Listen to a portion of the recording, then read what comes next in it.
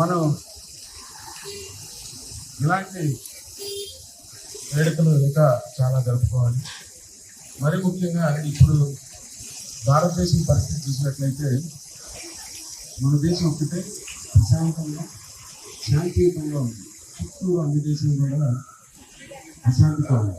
అంటే పాకిస్తాన్ చూసిన యుద్ధం, బంగ్లాదేశ్లో యుద్ధం, ఆఫ్ఘనిస్తాన్లో యుద్ధం, రష్యా ఉక్రెయిన్ యుద్ధం, ఇజ్రాయెల్ పాకిస్తాన్ యుద్ధం, చుట్టుపక్కల అంతా యుద్ధంతో రగిలిపోతుంటే మనం మాత్రం మంచిగా శాంతియుతంగా ఉంది. ఇవన్నిటికీ కారణం మనకు స్వాతంత్రం తీసుకొచ్చిన స్వాతంత్ర సమరయోధులు.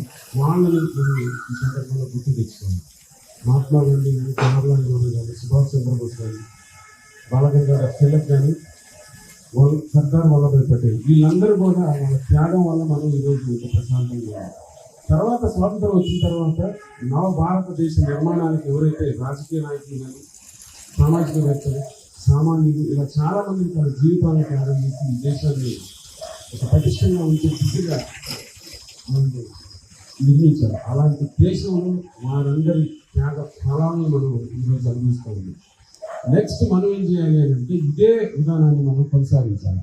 అంటే ఇలానే మనం ఒక శాంతియుతంగా ఆలోచన చేయాలి. ఎందులైనా కానీ మనం ఇక్కడ హాస్పిటల్లో ఉన్నా కానీ మనం మన కోసం, మన పేషెంట్స్ కోసం, మన వాళ్ళ కోసం, మన కోసం, మన వైద్యం కోసం మన దగ్గరకు వచ్చిన వాళ్ళతో మంచిగా ఉండాలి. వీళ్ళని మనం అంటే నీ వృత్తి పట్ల నీకు గౌరవం ఉండి నీ వృత్తిలో నువ్వు కరెక్ట్గా చేయగలిగితే అది దేశానికి అదే ఇచ్చిన ఒక అమరులు ఎవరైతే వాళ్ళ జీవితాన్ని త్యాగం చేశారో మనం ఈ విధంగా మనం త్యాగం చేయాల్సి వస్తుంది.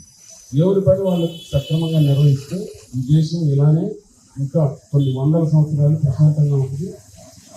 మనం ఉంటాం, మన పిల్లలు ఉంటారు, వాళ్ళ కాంతరానికి కూడా ఇలా ప్రశాంతంగా ఉండాలని ఆశిస్తూ మీ అందరికీ స్వాతంత్ర దినోత్సవ శుభాకాంక్షలు. జై హింద్. భారత్ మాతా కీ